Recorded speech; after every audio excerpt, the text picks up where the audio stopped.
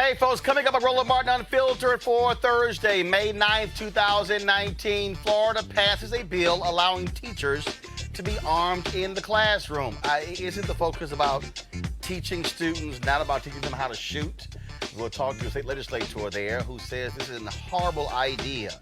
Also, a disturbing video out of Oklahoma. Hugo, Oklahoma police open fire on a car. Folks, 96 shots. They shot 3 children, all 3 in the head. We'll tell you the latest on this story. It is a stunning story, virtually getting no attention. Yesterday, we showed you about the black woman in Billings, Montana, who was not taking any stuff from cops. She teaches a master class on how to deal with cops who come into your house uninvited. We have her right here on Roland Martin Unfiltered. Oh, I can't wait to have a conversation with her. Also, what the hell is wrong with Delta Airlines? They put out a poster that says, don't join the union and go buy a gaming console. We'll have that, break it down in our American Worker segment brought to you by AFS-CME. And also a couple of crazy-ass white folks got fired. Oh, yeah. One for comparing that royal baby to a chimp. And then we'll tell you about it. Just again, crazy white folks doing what they do. Now, it's a couple of job openings. All right, folks, it's time to bring the funk. And Roland Martin Unfiltered. Let's go. He's got it. Whatever the biz, he's on it. Whatever it is, he's got the scoop, the fact, the find. And when it breaks, he's right on time and it's rolling. Best believe he's knowing. Putting it down from sports to news to politics. With entertainment just for kicks, he's rolling. It's on go, y'all. It's Roland Martin, rolling with Roland now. He's funk, he's fresh, he's real, the best, you know he's Roland Martin now.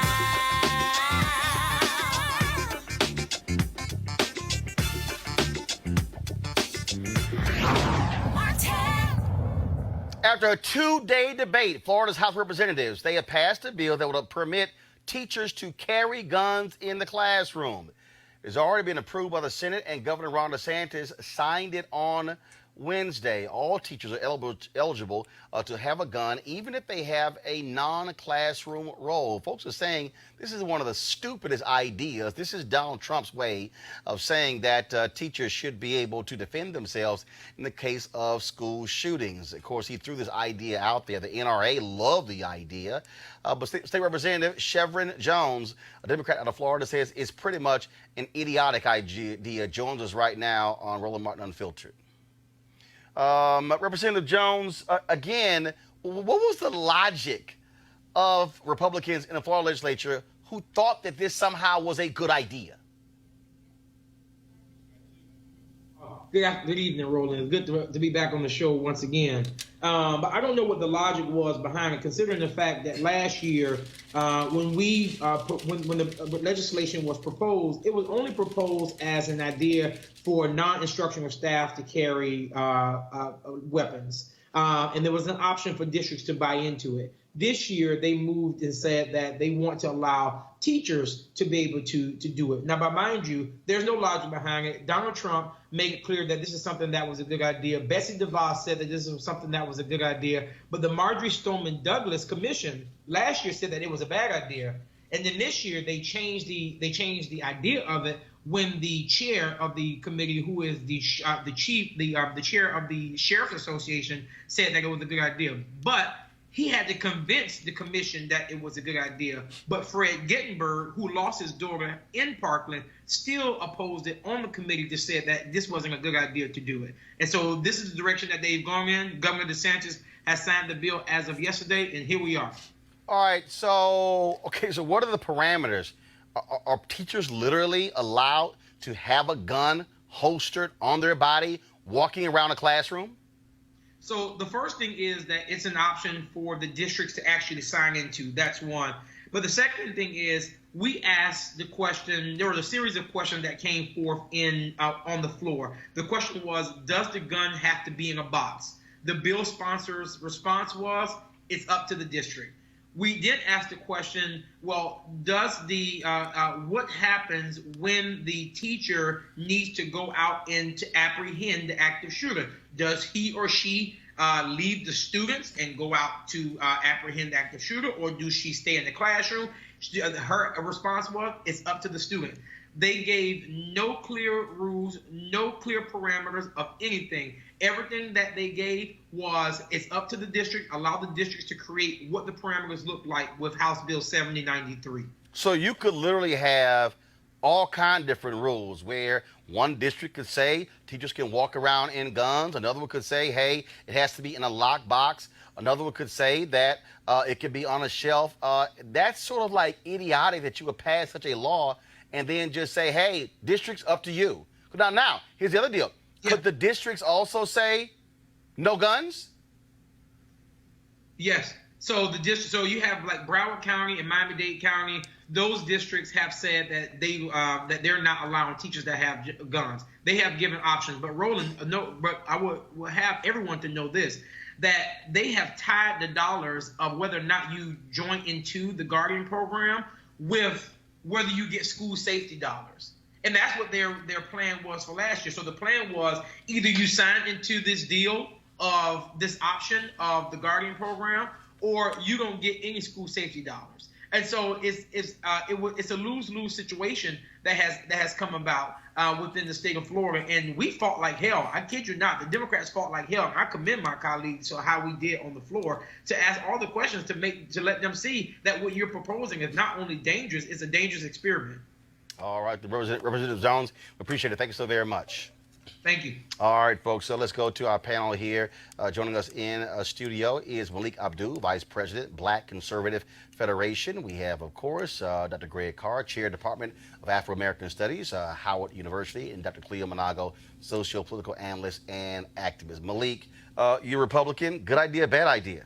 Well, I think I'm not totally opposed to it. What concerned me is the inconsistency in how and what you discussed as far as the parameters of it. I think that it's a good idea to have districts be able to decide, some of those things, but I can't imagine any district. It was good to hear, for instance, like Miami-Dade County, Broward County, they opted out of it, but then the other problem is, of course, as the representative said, is that being tied to dollars.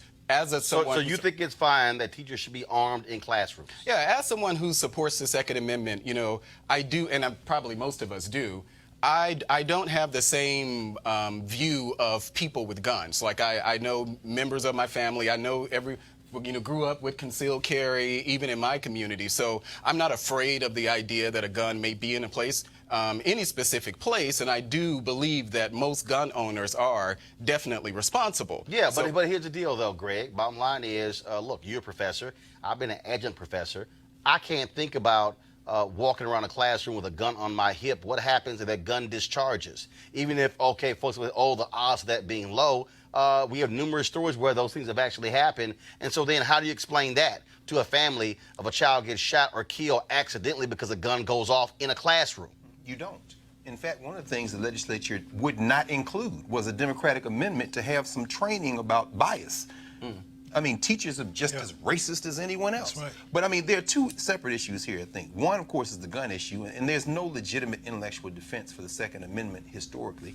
It was passed at a time in this nation's history when they didn't have an army.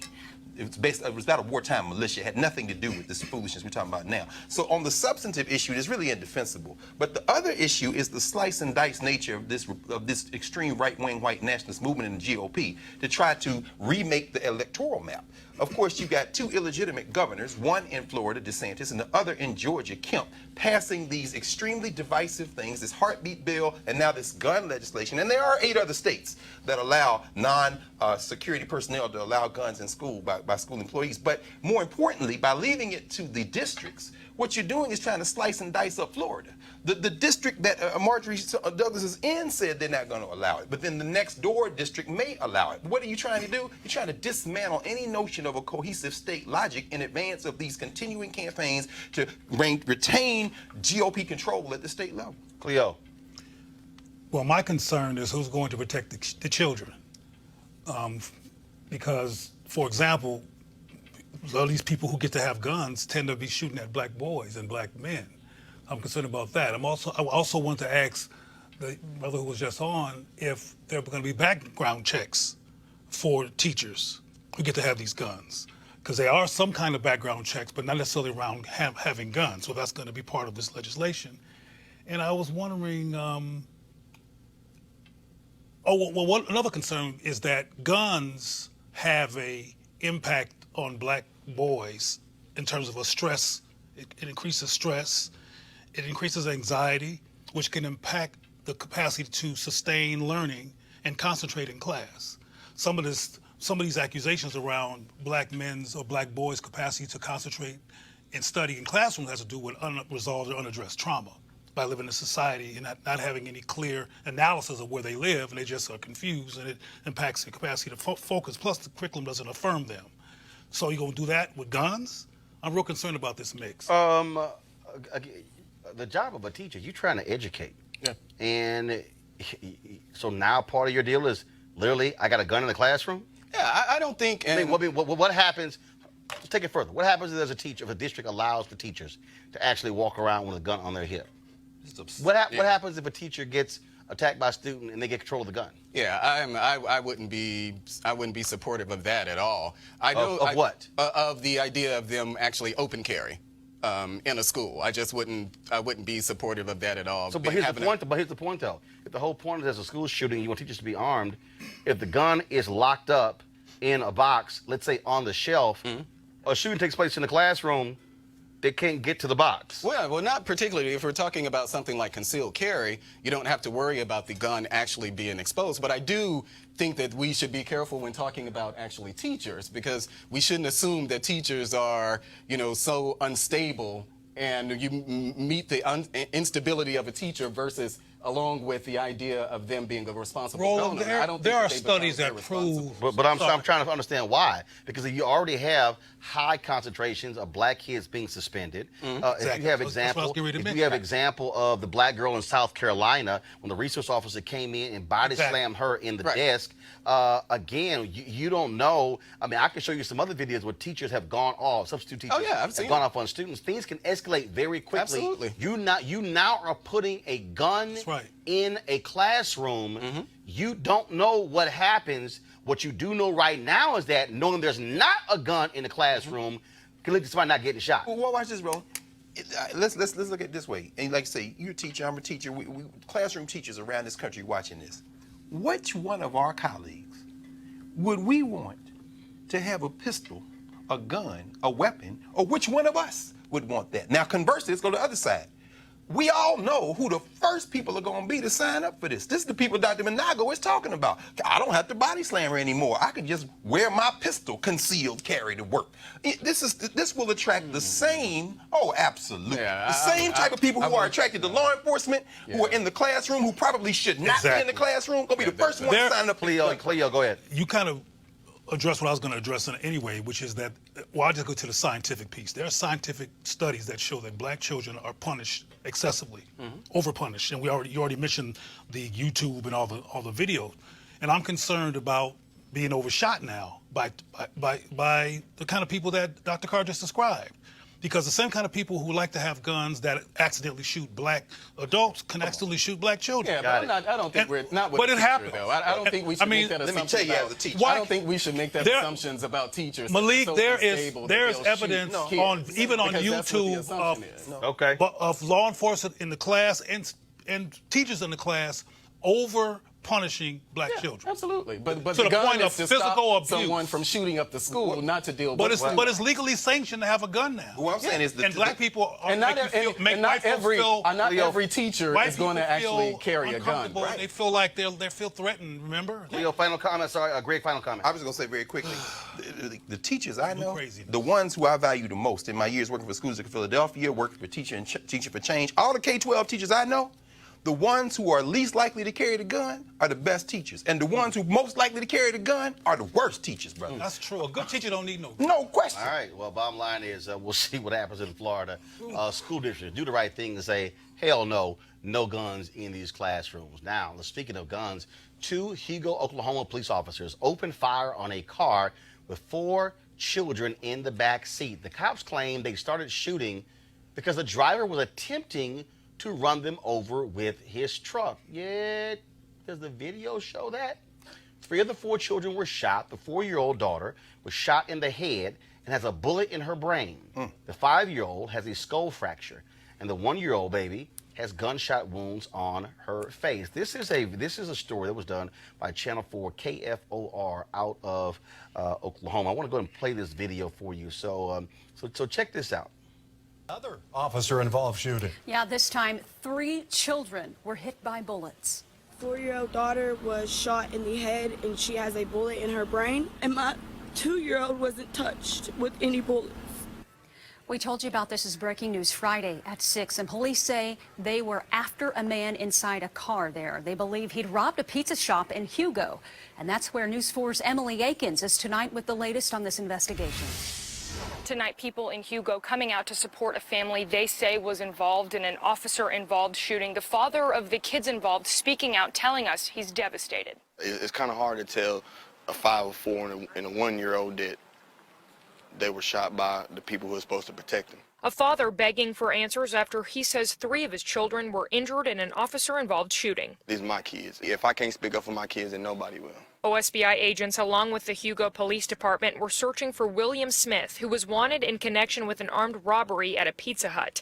OSBI says he was parked at a food center in Hugo, and at some point when officers found him, shots were fired. 4 kids were in the car at the time, 3 of them hurt. A little girl and a little boy that young to be shot in the head and to still be able to get up and walk around and laugh and play with you and like it never really happened, but we know it happened. Protesters say they will not give up until they get the answers they feel they deserve. We're tired of seeing situations happen like this across the country, and we wanted answers. This is a major problem right here. This is not something that I won't let die down. I don't care if I'm 62 years old still trying to do this. In Hugo, Emily Akins, Oklahoma's News 4. And state agents say the children's mother was in a relationship with Smith. Prosecutors tell us the Hugo mayor and city manager told them they will work together to figure out why this happened. All right, folks, joining us right now is Demario Solomon Simmons, civil rights attorney and lawyer for the family there. Demario, okay, I'm just trying to understand. So they say he committed an armed robbery. Are the cops saying the guy was firing a gun at them? Why would you fire into a car not knowing who's in the car? Well, that's obviously a violation, Roland. Good to see you as always. Number one is make it really clear that the robbery that they alleged that Mr. Smith committed happened on April 11th. So the shooting happened on April 26th. That's 15 days apart. Wait. Are you telling us that it's not like there was a robbery, they got a call, and they pursued the car?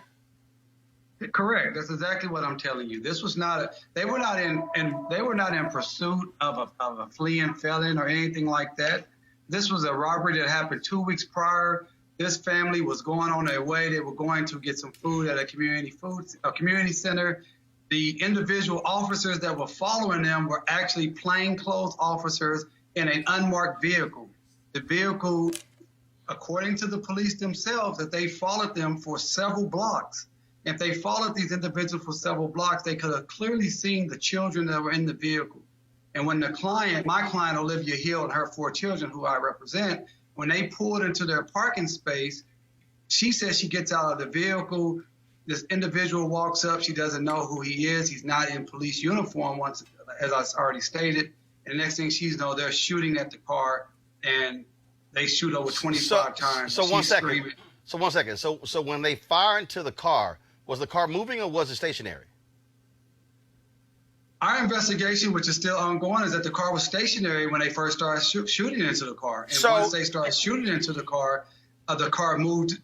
What we are trying to get out of the gunfire. Okay, so absolutely no idea what was going on. So when the plainclothes cop walks up to your client, does he identify himself? Or you're saying he has nothing showing him a cop? Is his badge present?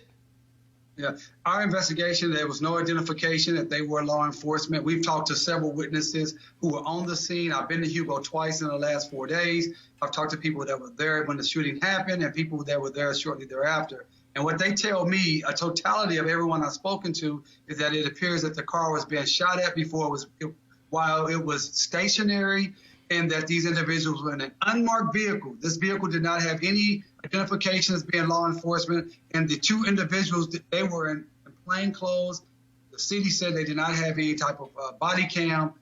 We're told there's no dash cam. So all we can go on is what our clients and the witnesses are saying and what the police have said. And it looks like to me this was an unnecessary, unjustified bad shooting based on what I know right today. Wow, that is absolutely crazy. And again, what's the latest condition of the 3 children shot?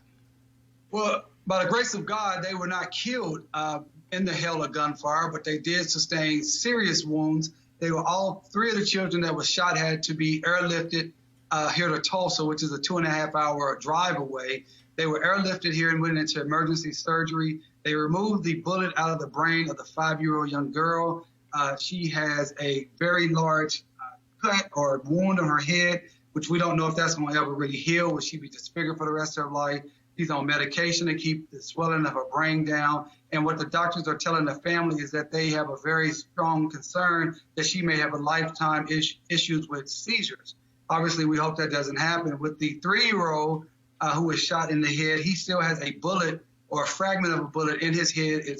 It broke his skull or fractured his skull, and they were afraid to go in and try to remove the bullet because of the location of it. They thought it would be too risky.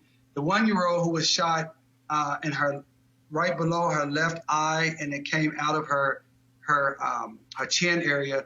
She's also recovering. She has a wound. It's very difficult to just look at these beautiful children and see that they have these type of injuries. They're having nightmares. They're not eating. They're afraid to be alone. They're afraid to hear any type of sounds. And they all keep saying, are we going to get shot again? Why are we getting shot at? It's very, very sad. All right, Demario Solomon Simmons, certainly. Demario, I'm sorry. Keep us updated what's going on, and we'll, thoughts of prayer certainly go out to that mother as she's dealing with this tragedy. Appreciate it. I appreciate it, Roland. Thanks a lot. All right, folks. Talk about how we deal with cops. That really was the basis of this video, where this sister in Billings, Montana, just let these 2 cops know you just cannot roll up into my house and do whatever it is that you want to do. We showed the video yesterday, and so I want to show it again before I bring her on. And so this video has gone viral. It has, last I saw, about 2.5 to 3 million views just on Twitter alone. And so check this out. He can't do that. Thank you for recording, because he can't. You cannot come in my home. I did not give him permission you did to not. come. He was. Thank you. So no, it's an altercation. There was no altercation. I don't give a damn what you heard. I don't give a damn what you heard. You understand what I'm saying? No, because this is my home and this is my property, and I'm telling you to leave my home. That's what I'm telling you. Or step outside. There was no disturbance here. There wasn't. All right, folks. So then there were 2 videos that were shot. That was the first video. Okay. This was the second video that was shot by somebody else from a different position in the apartment. He heard us talking loud because I'm a loud ass bitch. That's why. That's why. I asked you to leave my home now. Excuse me. Thank you. Sorry, there's not a problem going on. I don't see why you First of all, step you in. can't just walk in my You know home. what I mean? Yeah. I understand what you say. You got I know my law. basically, but Kevin, this man is not. He's nobody. He is talking I don't as a give a responsible adult. I'm talking as the person who runs this house. That's what I'm saying. I don't give a fuck about what you talk about. Shut the fuck up. Now. You shut up. I don't care what he's talking about. This is my house. I pay these bills. You crazy? I your head coming up in my house? You must be crazy coming up in here. Sorry, talking about you heard something. You heard me talking. I talk loud and I'm aggressive. And guess what? You did not knock on my door. There's no weapons here. There's nothing going on here. And you are violating my rights, sweetheart. Right. Now, tell me that I'm fucking wrong. You can't, because I'm not wrong. You're violating my rights. You do not come up. Shut up! Shut your mouth! You do not come up in my house. You do not come in my home without my permission. Period. when I get called. I don't care what you got. Hey, I don't care. I don't care what you got. Because guess what? If I had just came in the house and smoking a cigarette, this door would have been closed and your ass would have had to knock. You do not fucking come in my house without my permission. With your white ass, and I'm black, and I'm scared of you. So guess I don't care. Right. I don't want to hear it. That's I don't want to hear it. That's why you're screaming. I'm screaming because You're so afraid of me. I'm screaming because you're in my space. This is my home. This is where my kids live. How I know you wasn't coming up here with a fucking gun? Black people killer? How do I know that? I don't. So guess what? I'm aggressive. I'm being hostile, like you guys call us, because you done came up in my home. Go get my leash from downstairs now. Like I don't know my rights. Stop playing. You got the wrong black girl on the right day, baby. What do you want? What do you want? There's no problem. What did I say?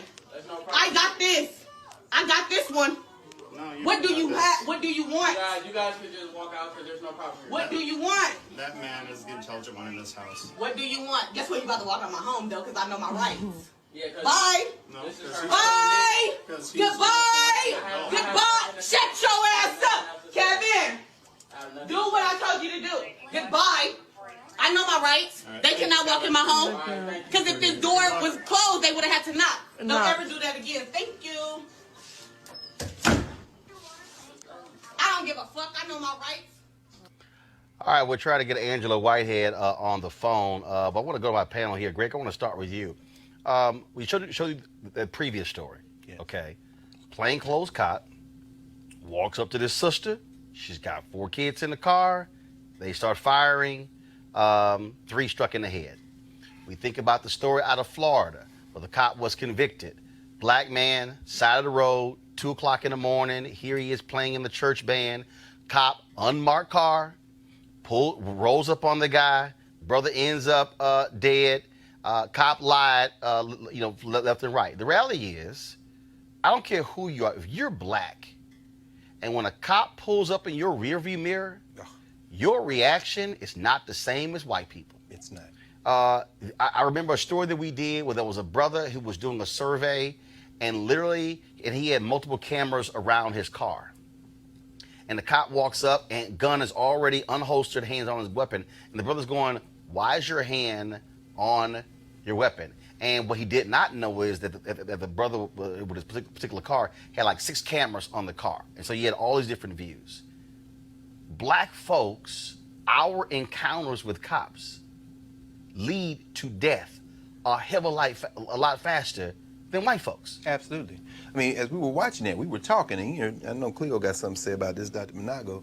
As a black man, every time you see those cops, man, and these guys in Montana were hunting.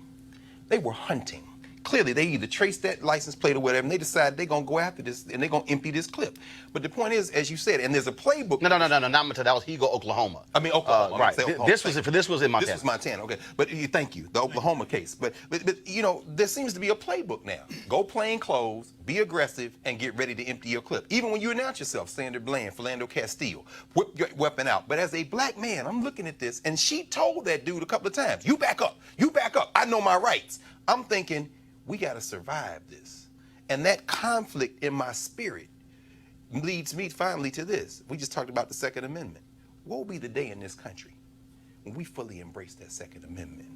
When a cop knocks on the door, you see a rearview mirror, you unholster your gun. Like, boom. I'm not even about to have a conversation with a cop. I'm not saying that I would do that. My generation may not, but there's a coming generation that may embrace that Second Amendment so fully that they revoke it. Cleo, you had the brother Kevin who was in the apartment. And the cop says to her, she wasn't paying the bills here, that essentially he was the smart one in this household because he was trying to calm the situation. And the problem for Who said he was the smart one? No, the cop did. Oh, okay. No, the cop literally says to her face, he's the smart one in this house. I didn't hear that. Oh, yeah, I heard it. And the thing is, we have to always be calm. I mean, I can show you some videos of white folks losing it. Come on. But we have to always be calm because we're trained, look, make it home alive, whatever the hell. But when you black, you pissed off, and you ain't trying to be calm when you know it's wrong, like Sandra Bland, who knew She was pulled over for the wrong reason. She knew it was wrong, was recording the video, and the cop threw her in jail, and she ends up dying in jail. Well, I was thinking about Sandra Bland, but I have a nuanced perspective of this. When she was telling the male to be quiet, the male has another experience than what she has. It reminded me of when that young man in Baltimore was protesting and his mother started beating him. Right. And telling him to shut up and scolded him, and then Oprah called her, of course, and praised her for that. And I feel like this young brother was fighting against somebody who was his prototype, another young male having been murdered and resisting and being punished publicly for that. So I understood the sister standing her ground and being upset about what happened, but a lot of thoughts happened. For example, if it wasn't filmed, she might have been killed. My goodness. You know, because I believe that's what happened to Trayvon. I think Trayvon was being followed, like, what the? That's right. What are you doing? That's exactly what happened. And why are you following me? And then he tried to walk away and get away. And then the guy kept calling, and he's like, what? You know, what's going on here? And he wound up dead. Right. So this is a mixed situation that is saved by the videotape in this instance, even though they had the power to get rid of everything they felt like, but they backed up. Maybe she was so intimidating, they decided not to do anything beyond what they were doing. But I hadn't heard about the part about that's the smart one. Hey, guys, just here. No, and I want y'all to do that because somebody on YouTube said, I didn't hear either. I want y'all to play it in the control room. I want you to find that spot. And it's probably towards the end. And you'll hear the police officer literally say that he is the smart one in this place. So y'all, please keep that up for me and let me know when it's ready, Malik. That was an uncomfortable thing for me to watch, particularly because I think of the many conversations that we have with our black men, black boys about how to engage with police. Yes. Fortunately, she made it out alive. But there are many instances where we don't make it out alive. So again, it was very uncomfortable for me to watch. She stood her ground. Definitely. It wasn't uncomfortable for me. Yeah, well, it was uncomfortable. Oh, I was happy as hell to see this sister cuss them out and let them know this is my damn apartment. Yeah, you can't just walk up in my apartment. And their rationale was they heard something. Yeah. No, she seemed. I don't know how. And here's how I understand. Even if the door is open, if you a cop, you have to be invited in. Yeah. Hello. Police here. Yeah, we know all of that. You just don't walk in the damn apartment. But my point is that that's an uncomfortable thing to watch. And what I would not want to happen, as bad as it may sound, is that that's the approach that we decide to take when we're engaging with police. Because it may not turn out that way. Like Roland is saying, though, and I want us all to understand, is that this is not even her response was not a planned response. Right. It was based on issues about Sandra being murdered, about Michael Brown being murdered, about Tamir Rice being murdered, about Amadou Diallo being murdered. This woman has all that going on in her mind. She called him a white police or something along those lines because that's how she saw him as a murderous predator. So it's difficult to sit in the presence of a murderous predator and have cognitive clarity and absolute calm when she said she was scared. Yeah, but the thing is that our life depends on it, though. But like Cleo said, I mean, we're in the 100th anniversary of Red Summer. This is 1919 Chicago, D.C. Wow. Many of the race wars that took place in this country 100 years ago this summer were precipitated by incidents where black people decided, that's it. And like you said, it's not planned.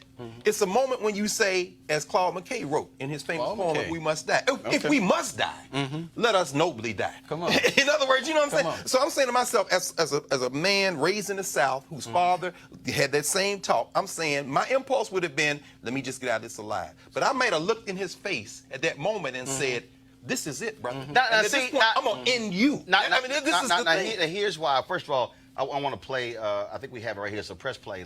Let's see it. Period. When I get called, I don't care what you got. I don't care. I don't care what you got. Because guess what? If I had just came in the house and smoking a cigarette, this door would have been closed and your ass would have had to knock. You do not fucking come in my house without my permission. With your white ass, and I'm black, and I'm scared of you. So guess what? I don't care. Right. I don't want to hear it. I don't want to hear it. That's why you're screaming. I'm screaming because I'm screaming because you're in my space. This is my home. This is where my kids live. How I know you wasn't coming up here with a fucking gun? Black people killer? How do I know that? I don't. So guess what? I'm aggressive. I'm being hostile, like you guys call us, because you done came up in my home. Go get my lease from downstairs now. Like I don't know my rights. got the wrong black girl on the right day, baby. What do you want? What do you want? There's no problem. What did I say? There's no problem. I got this. I got this one. No, What do you have? What do you want? You guys can just walk out because there's no problem. What do you want? That man is the intelligent one in this house. What do you want? Guess what? You about to walk out my home, though, because I know my Come mom. back. He said that man is the intelligent one in this house. Now, see, all I can say is that might have been enough of a trigger for any one of us to say, oh, it's about that? And then maybe he jumps on the other side. And maybe instead of this Survivor video, and I agree with you, Cleo, had it not been filmed, this may have come out differently. Maybe we're talking about a race war in my... Or her getting thrown down, handcuffed, or whatever the hell. You name it. Now, hold up. I did find this video, so go to my iPad, please. This was a New Jersey woman. This took place. So go ahead and do this here. You're just here as the rider, right? No, I'm not. Okay. I'm here as a concerned citizen and friend of the mayor and been in Tenafly for 20 years. I take full responsibility for them. And what is the reason they were pulled over? The driver has all the information. He'll tell you. No. I need to know. No, you don't need to know. That is my business card. I am the commissioner of the Port Authority, and I'm heading up over 4,000 police officers. Okay? So, if there's a problem, I think I have... There's no problem. Well, I think there's a problem. It's an unregistered vehicle. Okay, let's hear, why were they pulled over, first of all? Miss. Now, don't call me Miss, I'm Commissioner. Thank you. This is impacting me because I got 4 people who are coming back to my house, including people who live in New Haven attending Yale Graduate School, a PhD student. It's more of the way you just... Okay, now, first of all, that woman resigned. But here's the deal, okay? I remember when a friend of mine got pulled over, and she was following me, and then I'm like, where was she? Then when I circled, I came back, and the officer said, you can't come near this scene, okay? I had to, move back. This woman rolls up on a scene where she wasn't pulled over. I can tell you right now, if you black, that's not how that's going down. Let's go to the phone lines. Angela Whitehead joins us right now on the phone. Angela, welcome to Roland Martin Unfiltered. Angela? Yes, can you hear me? Yep, I can hear you. First and foremost, this video has gone crazy viral, nearly 3 million views on Twitter alone. And what we see is that you said in the video that you had just come from smoking, and then the cops, they said they heard something and just walked into your apartment? Right. So what happened was, I don't know if they got a car or something. Me and my husband, I was getting my hair done, but we was talking extremely loud, having a discussion extremely loud, argument, however you want to, put it. And maybe somebody called or something. But what happened was he just walked into my home. I was outside smoking a cigarette, and then I walked in. I went to go sit down, and by the time I sat down, my hairdresser was like, somebody walking in your house. And I was like, what? Somebody walking in my house? So I turned around, and he was in there. The first thing he said was, what's going on up in here? They got a call about an altercation or whatever. And immediately, that's when my hairdresser started recording, and then that's when you guys saw what y'all saw. You were not having any of it, and you made it clear that, look, you said, look. Wait, now I can't hear you. I'm sorry. Can you hear me? I said you made it clear you were not having any of it, and you wanted them out of your apartment. Not at all. I'll do the same thing again. I gotta ask, who is Kevin? Because you let Kevin know who's running this, and you don't need him interrupting you. He wants to speak too. Kevin is actually my husband. That's my husband. The fact of the matter is, and I said it on the Joe Madison show, I'm gonna say it on here. The intent was never for me to embarrass my husband. The intent was for him to shut the hell up because, like I said, we don't have to explain ourselves in our home. If we get put over, yes, we are going to be respectful. But when you come into my home, I don't owe you no explanation. So I don't care about what he was talking about. Now, Kevin, I love to talk to Kevin because it's very interesting because we were literally having that conversation with Cleo Managa was saying how black men and black women respond differently in that situation. Kevin, you there? Facts. And let me say this. Go ahead. And I was telling my husband that black men respond different because they more scared. Of course, we scared too, but they are more scared. They are more at risk. So, of course, they going to bow down. Of course, they, especially when somebody is getting out of a situation that, you know what I'm saying, is not best and prompt for them as far as, getting out of prison or just anything. You just don't know what's going on in people's personal life. And black men are scared of the police, period. And that's what it was. I'm not saying he was scared, but he was nervous and he didn't want no further altercation. So he was trying to tell them, that's what black men do. They want them to shut up and get off their face, so they tell them whatever they want to hear. And like I said, had we been in the car, that would have been just fine. Right. Had you pulled me over, that would have been just fine. But I don't owe you anything in my home. I pay the rent here. If I could holler at Kevin, that'd be great. Because I think he speaks to exactly what Cleo was talking about. Is he there? Now, I don't want to misconstrue that and make it seem like my husband don't pay no bills. Because he definitely pays bills, and he definitely runs this house. I run my mouth, he runs the house, but, it follows. Could I holler at Kevin? Yeah, you can. Hold on, real quick. They want to talk to you. You're excited? Hear you on live. I think it's mine. Yeah, let me get the baby. Hello? Hey, Kevin, Roland Martin, how you doing? All right, how about yourself? I can barely hear you. Can you hear me now? How's that? Yeah, I can hear you. So before you and Angela got on the phone, we were having our panel conversation, and Cleo Monago made a point that how black men and black women respond differently with cops, and Angela just explained it. You wanted to keep calm. You didn't want. Well, what was it for you? You didn't want this thing to escalate. Is that why you took the same position you did, and she took a different position? Yeah, because I have to protect my wife at the end of the day, and I didn't want it to go to a certain situation. At the same time, she can speak up better than I can, so I just let her have the floor. And obviously, because again, when we played the video, she was making it perfectly clear to you she was handling this situation, and she was not happy those cops walked in. First of all, when they walked into the apartment, were you in the living room there? Were you stunned to see them walk in? Yeah, I was kind of stunned, but I was kind of stunned, I was just like, whoa, what's going on? Were you scared? And I looked up, and she was already there.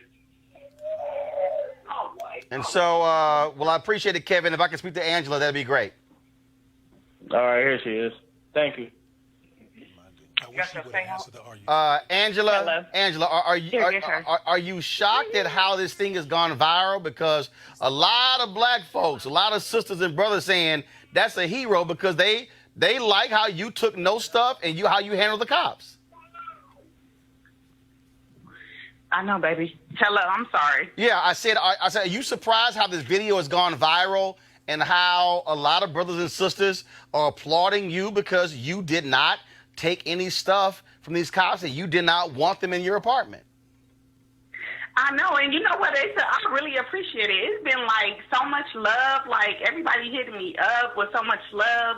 I mean, got a little bit of negative, but mostly not. I mean, I really appreciate it. Shoot, that's just Angela, not on a regular day, but that's who I am. Well, you made it clear. No filter. You made it. Well, yeah, that's why you on Roland Martin Unfiltered. You made it clear in the video that you are aggressive and that's how you roll. And it's not like as many black folks in Billings, Montana. And so I'm sure folks there also know who you are as a result of this video. Right. I went to Hardee's today, and they was like, "Are you the girl in the video?" I was like, "Oh my goodness, yes I am." Well. Yeah, it's been getting a lot of attention. I mean, I never thought it would do it like this. To be honest, it was Kevin's idea to put it to post it actually. And so well, first of all, we appreciate Kevin posting the video. And again, it goes to show again the reality of what happens when you're a black man, a black woman in America, and how we respond when police come into our spaces uninvited. Right. Right. It definitely does. And it's definitely a difference. And, you know, behind every strong black man is a stronger black woman, and that's me. All right. Well, Angela Whitehead, we appreciate you joining us on Roland Martin Unfiltered. Thanks a lot. Well, thank you so much. We appreciate you letting us get an opportunity to say our side, especially letting my husband hop on. That was a big deal for me. I appreciate that. All right. Absolutely. I'm always looking out for the brothers. Always, always. I appreciate it. You take care. Whitehead. All right. I appreciate it. Thanks a lot. Thank you so much. Roland? I know. Khalil, go ahead. I remember, and I don't mean to be controversial in case that's the result, but I remember the audio in the video of Sandra Bland being quite similar to her. Yep. To that cop. Not taking no stuff, castrating him verbally in terms of talking about this is how you become a man and stuff like that. And I remember black men being ambiguous around because of their own reactions to her from personal experience, being apprehensive to be supportive of her. I don't know if you saw any of that. Mm-hmm. And I just what comes to mind is the necessity for us to have a conversation as black people to understand each other and to contextualize each other's rage, which is often misdirected. Because it was misdirected rage and unresolved perspectives of black women's justifiable rage that had some brothers in quandary about whether I should support Sandra or not, who was murdered. You understand what I'm saying? And I imagine, I haven't read any of the mail in response to, or the Twitter in response to her yet, but I bet there's some brothers going, I don't know if I want to support her because she just castrated Kevin in front of the whole world. No. I mean, first of all, again, this is why I'm not saying that's my perspective. No, I got it. Go ahead. This is why people have to support Roland Martin Unfiltered. In addition to the fact that that's probably a commercial loop now. She is completely unfiltered. But this is the only place you're going to hear this nuanced conversation. That's now, right. did you hear what Kevin said? He said, I have to protect my wife. Mm-hmm. See, when the thing went down, it was boom. First of all, you got networks going on. She's got her hair fixed. Her hairdresser's on the one on the phone. The police coming up. But the man got caught completely off guard. You also heard her say, if it had been in the car, we could have handled it differently. And what you said, She said, I would have handled it differently. Listen, this is the important context. And I'm sure we've all been in this situation where we've been driving, or you see law enforcement or whatever, and black men always know where the police are. It could be 3 blocks back. I know this cat is on the left, right? And then in a car with a woman, I can't count the number of times this happened. And I said, I go to police. She'll look, don't look. Wow, because if this thing starts, right, I've got to finish it. Right. When you heard Kevin say, I've got to protect my wife, that's not fear. What that is, if these white boys come in here, now I got to die. Right. You know what I'm saying? So I guess what I'm saying is this is so complex. And again, depending upon the scenario, because I think back to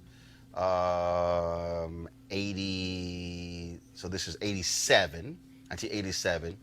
My brother's a freshman at Texas A&M University, and he was in the gospel choir there, and they had come from a concert in Beaumont, and they were coming through Houston. They stopped by our house. So it was probably 4 or 6 cars. Okay, so they were parked on both sides of the street in front of our house. And so a police officer is coming down the street, jumps on his speaker, how they need to clear the street. Cars parked on both sides, and the car could have got through. And his whole deal was, for emergency vehicle to be able to come through. My dad had been drinking. I think we had something in our house, whatever. My dad was pissed.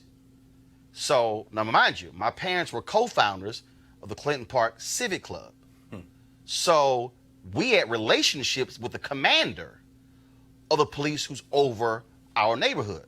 My dad calls the station, and he says, I want to know who is the cop on patrol in our neighborhood right now. When they call, ask for the commander.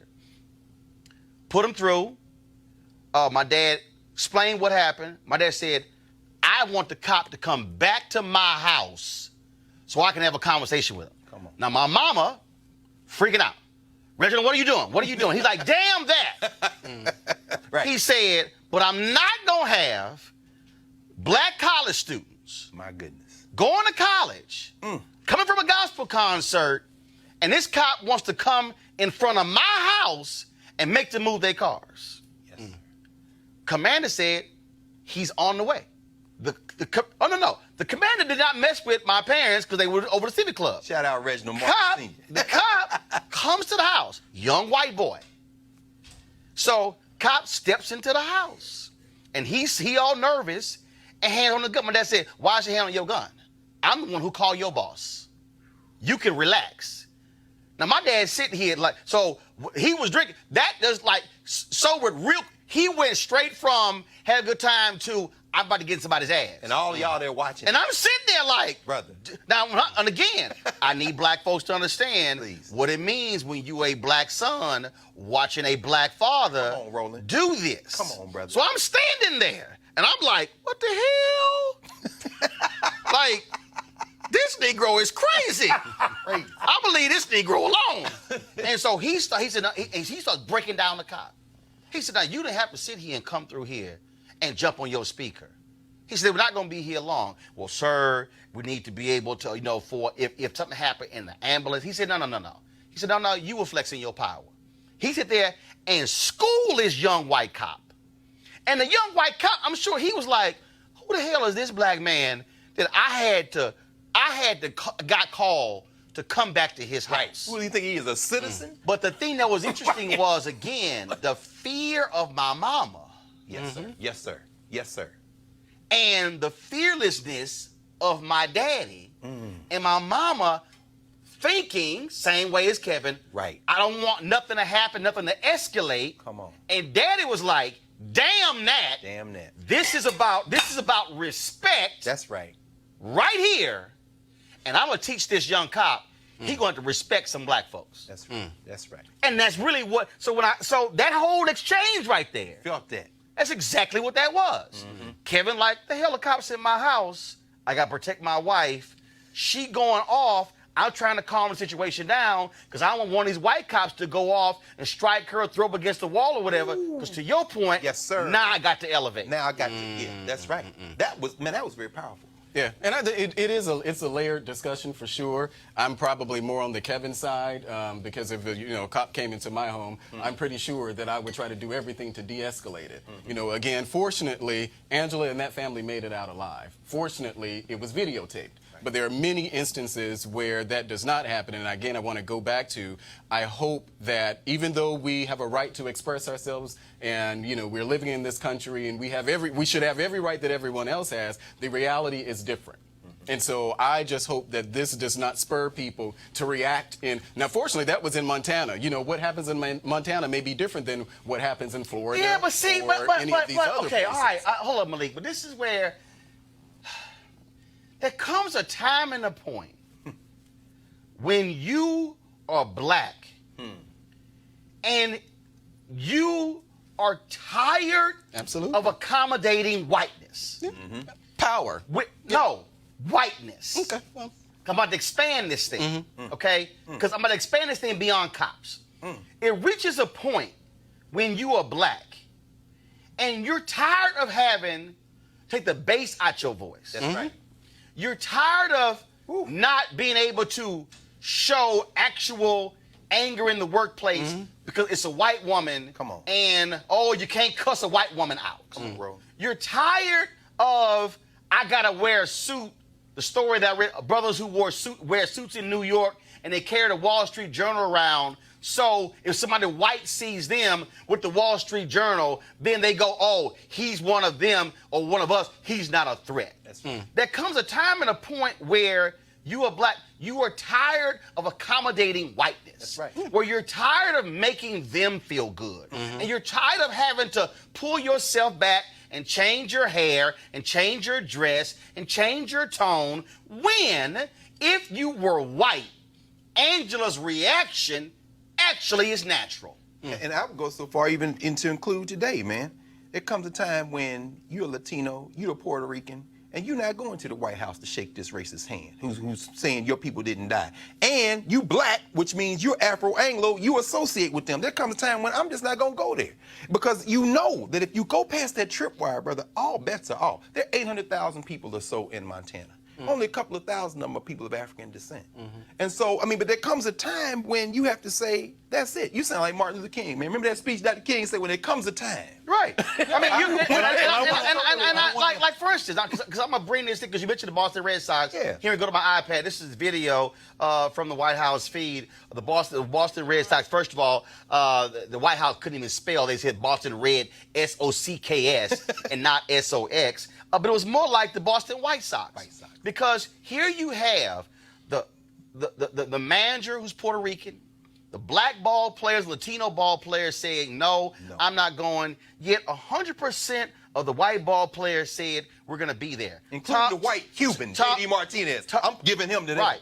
There you go. Tom Warner, who's the owner, he says, well, this thing wasn't about race. But the reality is, it shows how we see this thing differently, and it raises the question in the case here of why the white ball players afraid to stand with their manager and the black ball players who say something is foul here. Just like when you had Chris Long, one of the few NFL players who stood with Colin Kaepernick and Malcolm Jenkins and whatever, and so what it says is that, oh yeah, we are teammate up to a point.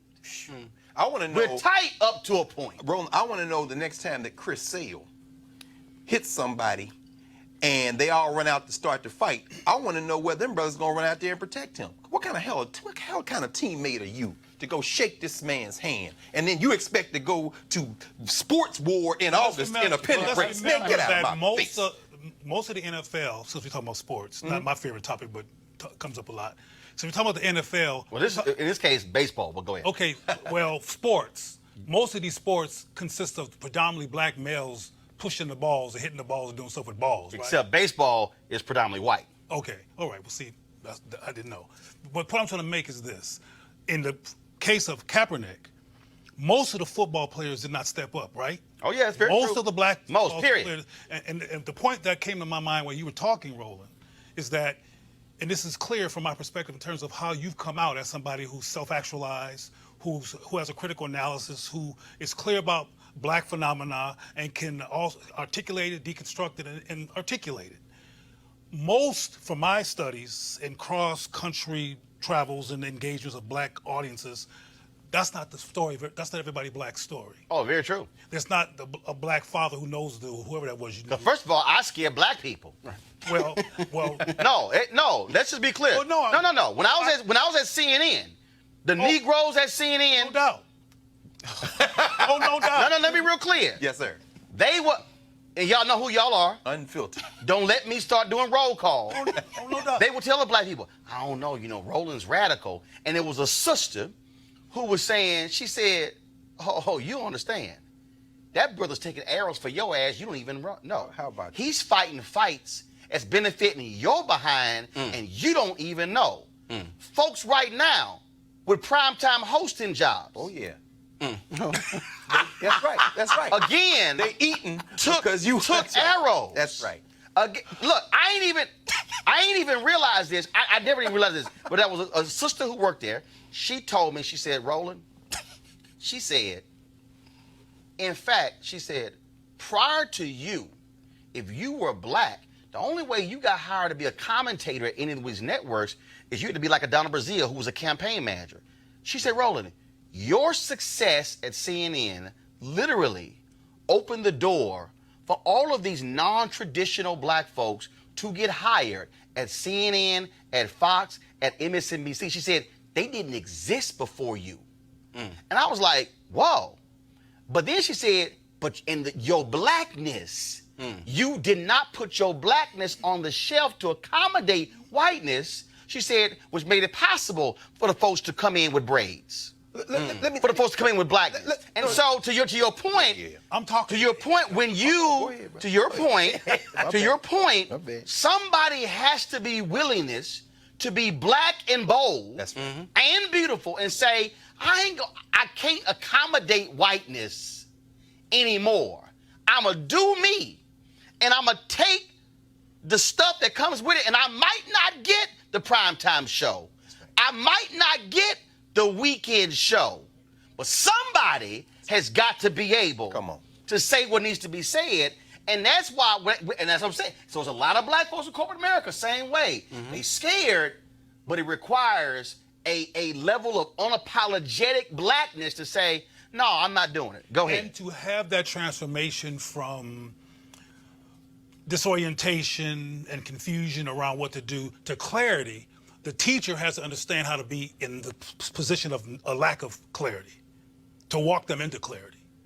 That's the point I want to make. And you also are right in that, for me, having a strong black father and a strong black mother, and I identify, and my mama sometimes get upset because she's like, you talk about your daddy, but there's a reason why I identify with that, because Dad's 72, just turned 72 April 25th. I identify with strong black maleness, and it ain't, come to me, and it ain't toxic masculinity, and it ain't hyper-masculine. No. What it is black maleness as unapologetic. That's right. That's okay, right. now Roland. That's right. Most people who know me in my neck of the woods know that I'm unapologetic. That's right. Not a white accommodationist. No. And real clear that your story, though it wasn't at CNN, is quite similar to me in terms of affect. But what might be a difference is that, we haven't talked about this, that's why I say what might be.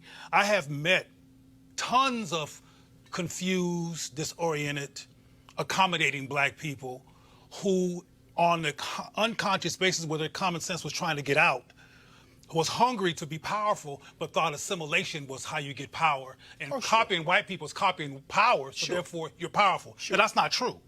But my point is that it was because I understood how to understand where they were that I was able to guide lots of people from confusion into clarity and self-love, instead of them being worried about, which is what they were worried about, Roland, is offending white people. Precisely. That is our concern. And I'm talking about babies and children, because they don't have a critical analysis. Your daddy and your mama, they did an example, whether it was direct or indirect, of you actually witnessing critical analysis, power, and not taking no stuff. We, and I'm gonna close with this because this is so important. Go ahead. We have to start not getting mad at people for being clueless, because no one chooses to be clueless. It is a consequence of clueless guardianship. Not them saying, I'm going to be clueless on Thursday because I don't got anything else to do. They don't even know the language of power. We have to teach them with respect, love, consideration, and methodology to go from that place to this place. And we have to understand, or let them know that we understand where they are. Greg, how they got Malik, and we're going to close it out. Just very quickly, in the spirit of what you said, Dr. Monago, let me put the Boston White Sox into their framework so everybody can analyze. Y'all heard Boston White Sox. Yeah, Boston White Sox.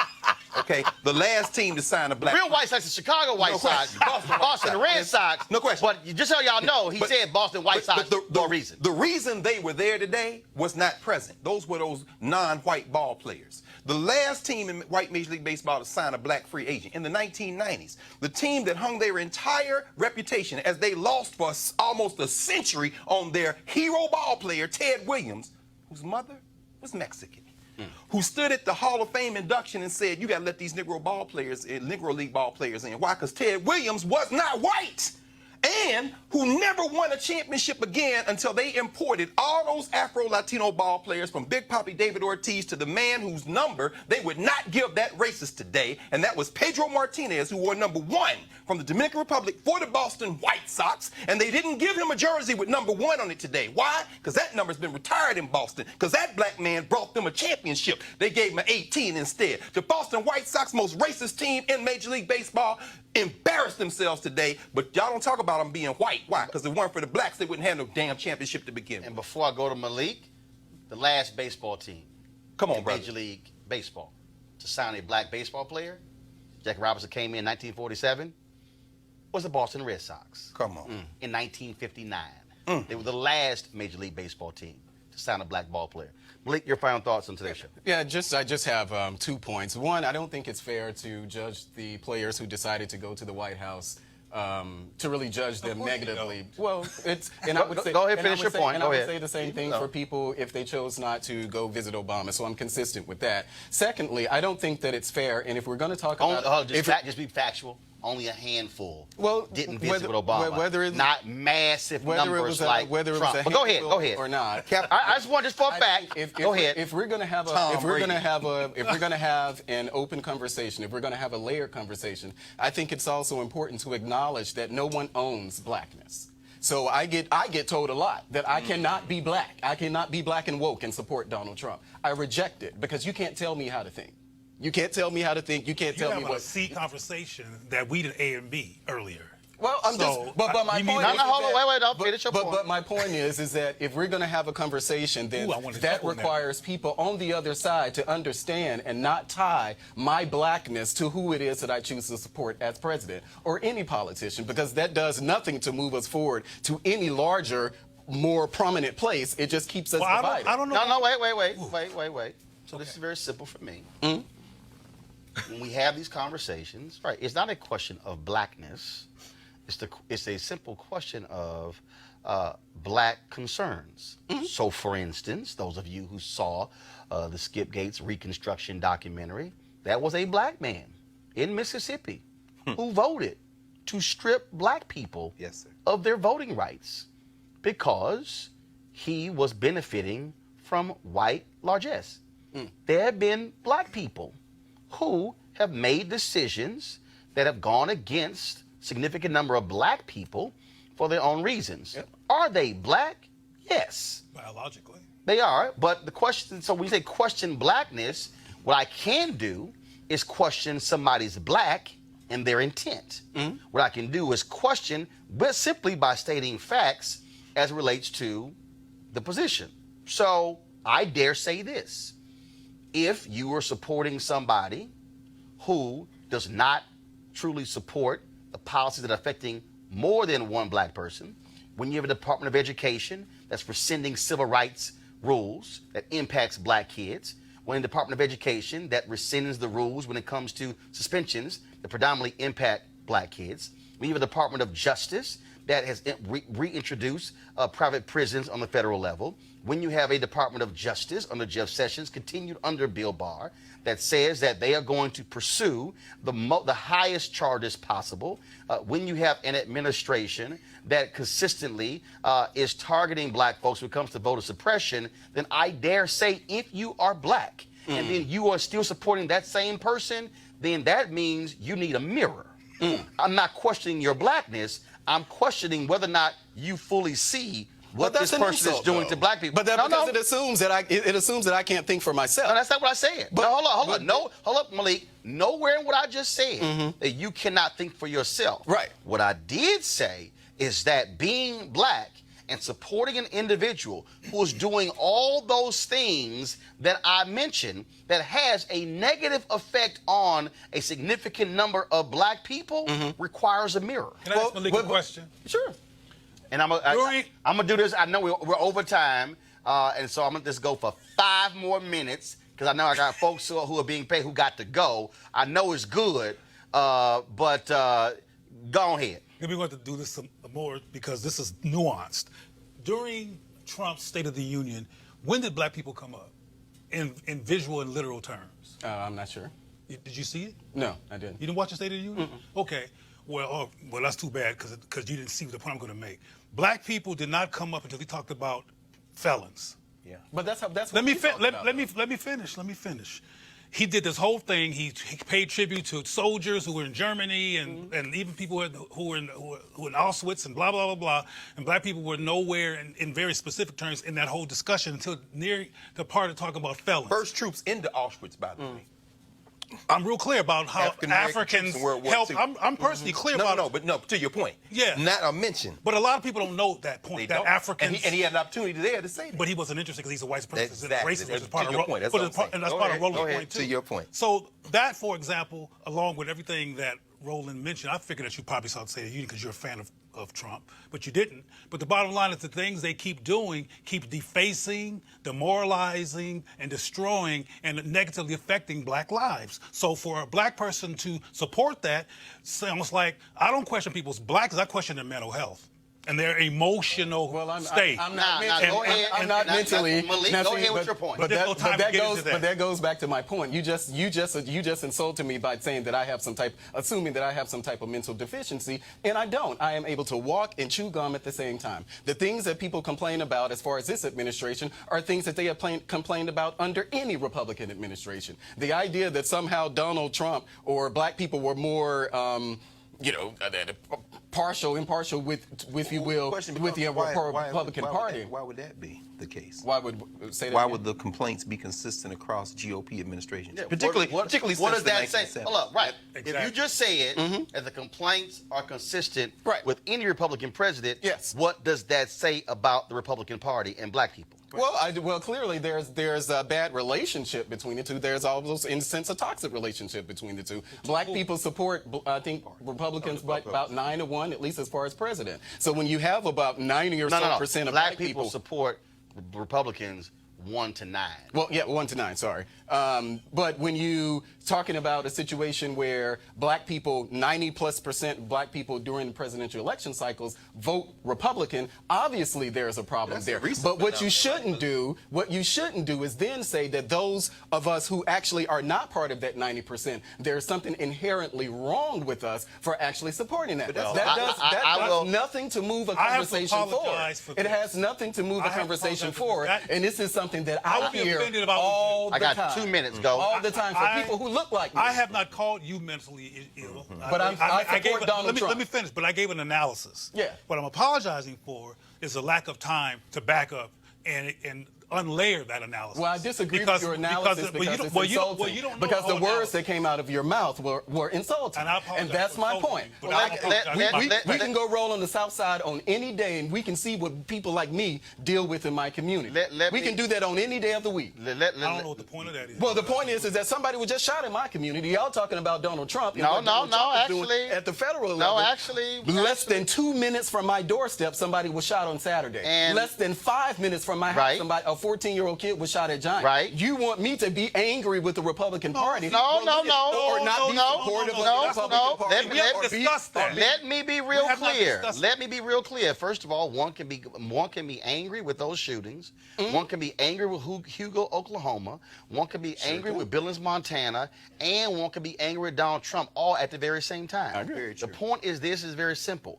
What we are dealing with in America right now in 2019, on this day, May 9th, 2019, is the reality of whiteness. We're dealing with what has been the case for America for the last 400 years. This is called the Year of Return. In August, we will deal with the 21st odd Africans arriving in Virginia on 1619. We're dealing with the fact that America still has not come to grips with the issue of race. We're still dealing with the fact that whether we talk about police departments, political parties, whether we talk about what's happening in the business community, we're dealing with that. We're dealing with me coming here today looking about this unbelievable movie called Fast Color, which tells a story of 3 black women with superhero powers there to protect themselves, and yet Lionsgate, the company that put the film out, had all white male marketers who said, we have no idea how to market this film to an audience. The movie was about 3 black women who are superheroes. That's an easy marketing job. And you might ask yourself, I'm not understanding. Lionsgate, yes, the same company that owns Stars that puts out Power. Lionsgate, the same company that actually distributed Tyler Perry films. The same company that somehow knows how to reach black people but could not figure out how a movie directed by a white woman starring Gugu Mbatha Raw and Lorraine Toussaint, they somehow couldn't figure out how to market the film. The movie was in 25 theaters in April, did $60,000 in revenue, got a huge score, 70+ on Cinema Plus, and also Rotten Tomatoes, and 89% on Google.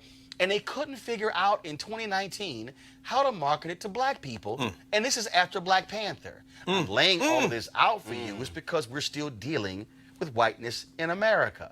And that notion of whiteness, that notion of superiority, that notion goes back to what I said earlier, how we have to change who we are and what we are to make them feel good, which is why when we discuss the issue of race, we have to say, hasn't things gotten so much better? Because we have to make them feel better. All I'm saying, y'all, is to y'all out there, and I've been seeing y'all post, and some of y'all like, oh man, We also need this to go longer, which is why you got to support it. Come on. There it is. No, there it Because, no, let me help y'all. There it is. Because come on, bro. You can't tell me that if Roland Martin was white and created this show, you would not have folks lining up, throwing major dollars at it. That's right. If I was attracting 6 to 10 million largely white viewers. Come on now. This goes to the valuation in America. That's right. Which is why the white woman who was killed in Minnesota, her family got $20 million. And you can't show me a single case where African American has been gunned down by a cop and they got $20 million. That's right. Philando Castile's mom didn't get $20 million. No. Sandra Bland's family didn't. I'm connecting all of these dots because what I'm trying to get you to understand is that the value of blackness is not as high in the eyes of white America. It was when we were on the slave block. But the value is not the same, which means that for Angela Whitehead, what she was saying is, my house, I value my space. Sandra Bland was, I value my space. My dad was saying, I value my son and my space. And I'm trying to get y'all to understand that we have to value our space in order for us to change the paradigm and to have a real shift. That's it for today. If you want to support Roland Martin Unfiltered, go to RolandMartinUnfiltered.com, join our Bring the Funk fan club. And if you needed any other reason to understand why you must support this, all you got to do is watch this restream and look at the last 1 hour and 19 minutes. Holla.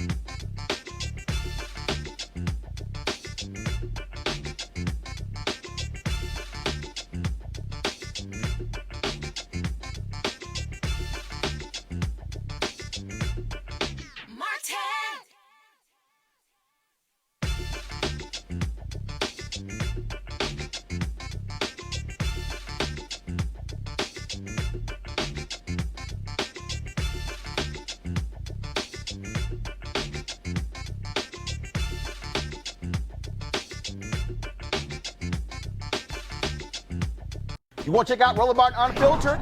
YouTube.com/Roland S. Martin. And subscribe to our YouTube channel. There's only one daily digital show out here that keeps it black and keep it real. It's Roland Martin Unfiltered. See that name right there? Roland Martin Unfiltered. Like, share, and subscribe to our YouTube channel. That's YouTube.com/Roland S. Martin. And don't forget to turn on your notifications so when we go live, you'll know it. Hey fam, want to check out Roland Martin Unfiltered? The blackest show on all of digital, cable, and broadcast. Check out our audio podcast.